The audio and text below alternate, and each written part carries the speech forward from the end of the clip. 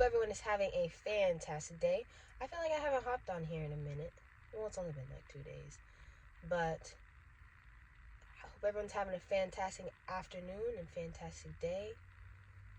My name is Olivia, and today, as we know, 2026 is almost here already, which it feels like this year flew by like crazy. But something that I wanted to say is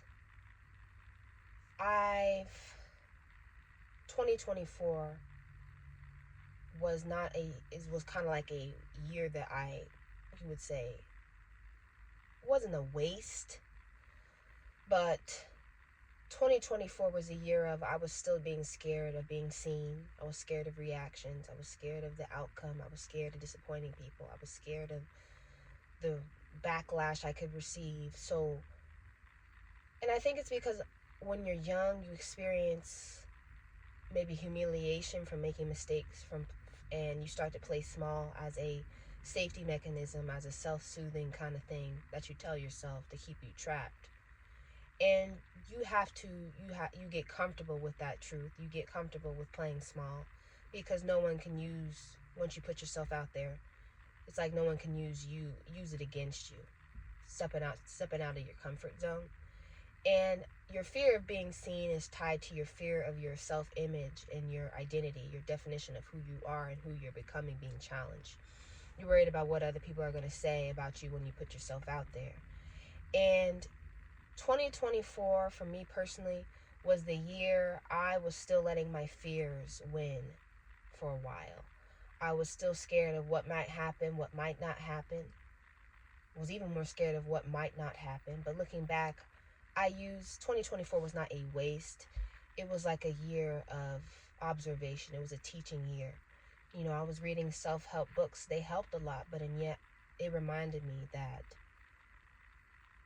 it's now or never. The dreams don't wait forever, and I can't either.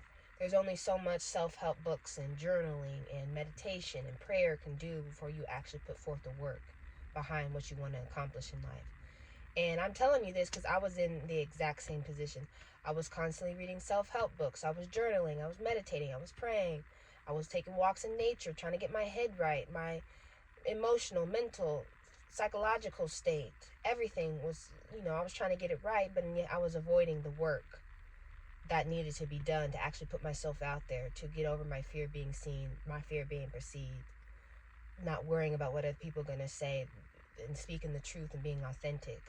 And I was scared to take that leap. I was scared to walk past that threshold. And yet you have to do it scared. You're going to do it nervous. You're going to do it anxious. You have to do it no matter what the emotion is.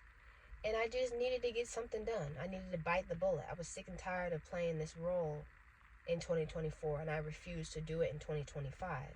So like I said, 2024 wasn't a complete waste. It wasn't a waste. It was not a loss, but it was a year of internal observation. I started to take a look at myself, my own behavioral patterns, and used it as not only knowledge, but also use it as, I would say knowledge of personal development. What I needed to do different in 2025, and my awareness, holding myself accountable, making myself be different, and going after the things I was scared to in 2025. And in 2024, like I said, I was still cautious. I was still watching where I stepped. Still was trying to satisfy people instead of honoring and becoming who I needed to become. I was scared to take that leap when I knew it was necessary. But when 2025 came, my mindset completely shifted.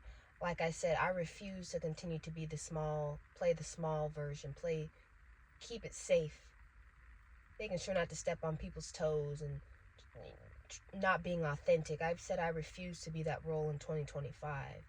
And I wanted to start focusing on the things that I needed to do and the things that needed to be said.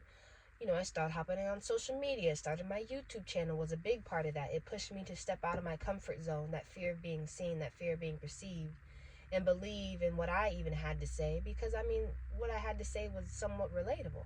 Even if the comments, even if the reactions that people say, whether it's directly indirectly, whether it's on social media, whether it's not, were not always easy to hear.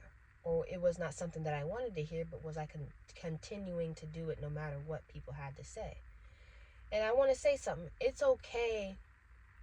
You need to validate your feelings. It's okay to feel disappointed when you didn't accomplish everything that you wanted in that year or this year, but don't let it define you. And instead of, like I said, saying that you wasted your year, hold yourself accountable, or start asking yourself this question: what truly matters to me now? Or can you use it, what you learned or what you did or what you didn't do this year, as a catalyst for change, instead of a reason to beat yourself up or be in despair? And you are not defined by the year that you, quote unquote, like I said, you wasted, or that it was a complete loss. Because really it wasn't a loss. It was a learning lesson. You learned from it. You started to choose differently. And you identified a cycle, a pattern of you continuing to maybe put stuff off, or procrastination. You're not motivated. And the excuses, you're fearful of being seen. You're fear of being perceived, stepping on people's toes. And what are you afraid of? Are you afraid of failure? Are you afraid of success? Are you afraid of rejection? You pinpointing those exact fears can make it easier for you, so it won't be so overwhelming. And it doesn't have to be big, scary steps. It can be small, daily manageable actions. It's just important for you to build that consistency, because then that builds momentum and that builds confidence, and all those things counteract fear. And there is no point where you're going to say, I'm done. I have to catch myself saying this: I'm done, or I've tried everything, or I've cared until I couldn't care anymore. But and yet deep down there is no I'm done, because there's still versions of you. You're forever going to be continuing to grow as a human being, and the growth is never done. You're going to forever be becoming, and there is no wasted year. There's a year that you did things the way that you wanted to, and there's a year that, you didn't do all the things the way that you wanted them to. And it's a tough experience, but and yet you still have a chance to reset. You still have a chance to acknowledge the feelings of maybe you didn't accomplish everything that you wanted. Okay, what can I do differently next year? And like I said, me personally, 2024, I noticed I had a fear of stagnation, along with a fear of being perceived and a fear of being seen. And what it was, I think there were moments where I held back. There were moments where I stayed quiet. There were moments where I avoided putting myself out there on social media, even though I knew I should. Because the same conversations I have on social media were conversations I was having in private with people. But I think something shifted from 2024 to 2025. I remember the very thing I was being afraid of. I had a fear of being stagnant, a fear of being perceived, a fear of being seen. And that very thing that I was so fearful of, I didn't want to wind up becoming. The very thing that I feared so much, I didn't want to become in my life. And that fear turned into fuel. It pushed me forward to do the things I said I didn't want to do, because I didn't want to be stuck in that role for the rest of my life. And it reminded myself of, I don't know, just pushed me forward. And like I said, 2024 wasn't a total loss. It was a learning lesson, because I gained insight. I gained knowledge into my own patterns of my own behavior. And it became essential. It was like not a cheat sheet, but it was essential knowledge for my personal development. I used it the things that I learned, the things that I did wrong in 2024, I made sure I did not make those same choices in 2025. My 2025 was totally different from 2024. And currently sitting right now, today is December. The month is in December. Last year, the last month of the year, December.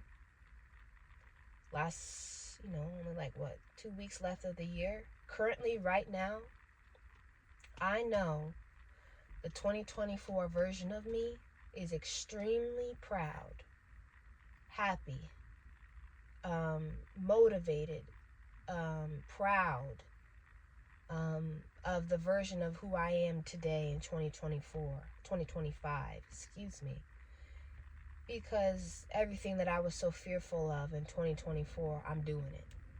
And I'm doing it with no regrets, and I'm doing it because I love it. And the fears, looking back, I'm like, that's what I was afraid of.